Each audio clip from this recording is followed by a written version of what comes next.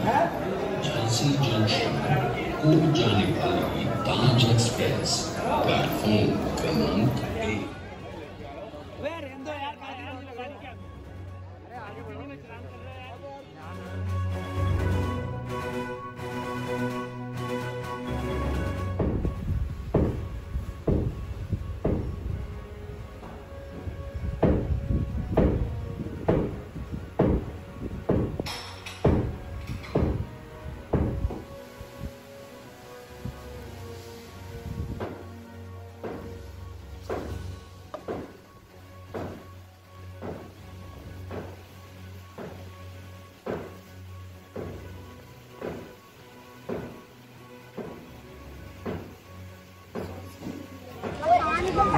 तो ये जो है रॉयल गेट, इसको बोलते हैं सदर दरवाज़ा।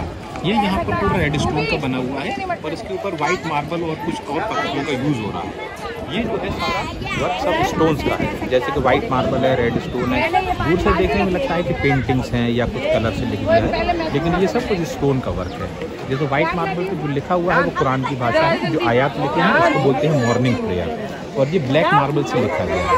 ब्लैक मार्बल के लेटर को शेप करके स्टोन में उसको इनलेट किया गया है और इसे केविटीज़ बना।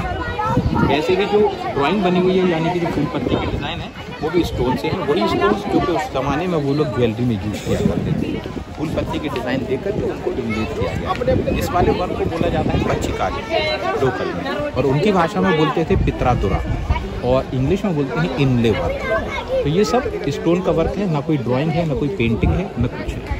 ऐसे ही हम जब ऊपर देखते हैं छोटे छोटे डोम्स बने हुए हैं, यानी कि गुम्बद। जो 11 डोम्स इधर हैं, ऐसे ही 11 डोम्स इसकी दूसरी साइड में हैं। इंडिकेट करते हैं इस बात को कि ताजमहल को टोटल बनने में 22 साल का टाइम लगा था। 11 + 11 22।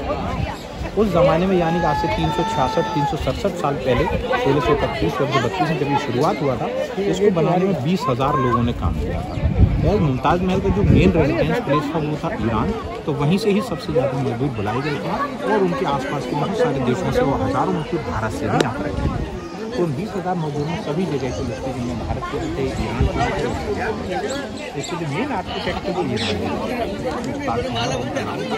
और हाँ, 22 साल का टाइम लगा। 1631 से लेकर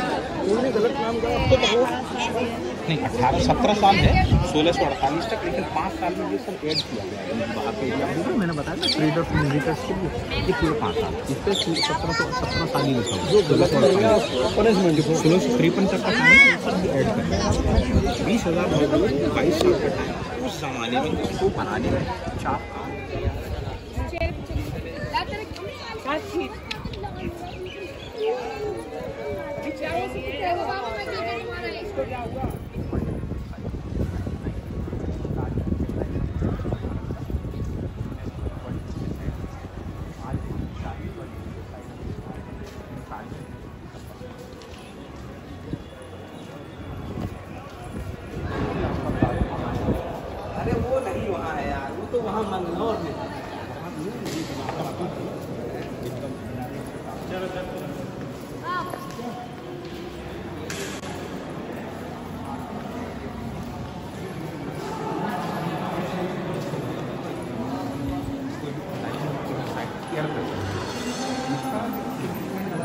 टाइम में हुआ, और बाद में वो भारत सरकार के अंडर में, आज ही मिनिस्ट्री ऑफ कल्चर के अंडर काम करता है।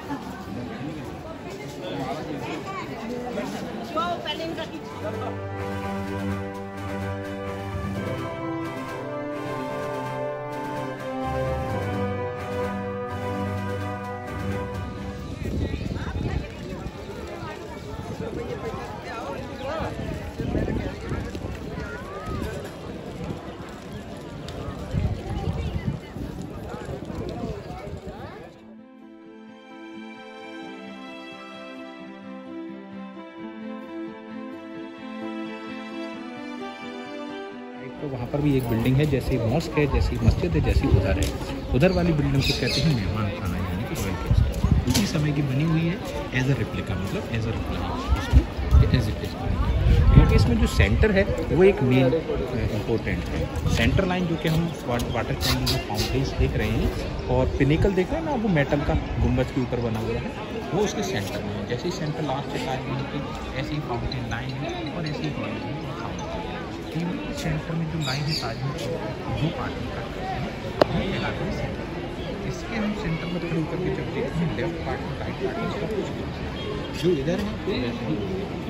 क्योंकि जो मुमताज़ महल की डेथ के बाद में जब इसको बनाया गया तो उसकी कब्र को सिंपलाइज करके जब हम लोग अंदर जाते हैं तो वहाँ पर जो मेन हॉल है डोम के जस्ट नीचे, तो उसमें सेंटर में ग्रेव है जो कि मुमताज़ महल की। पहले वो डेथ हो गई थी उनकी, तो यहाँ पर उस समय में कोई बिल्डिंग नहीं बनी थी, कोई गार्डन नहीं था, नदी का इलाका था जो कि आगरा फोर्ट से पहुँचा था, रेतीला इलाका जहाँ पर कब्र बनाई गई। उस कब्र को सेंपलाइज करके एक ही चीज़ जो इसमें है वो है इसमें जो है कि शाहजहाँ बादशाह की खुद की। जब अंदर जाते हैं तो ना कि एक कब्र है, उसके लेफ्ट में दूसरी और है जो कि उससे बड़ी है, जो कि बाद में ऐड की गई। शाहजहाँ बादशाह को इसको बनाने में 1653 यानी कि 22 साल का टाइम लगा। उसके बाद भी वो राज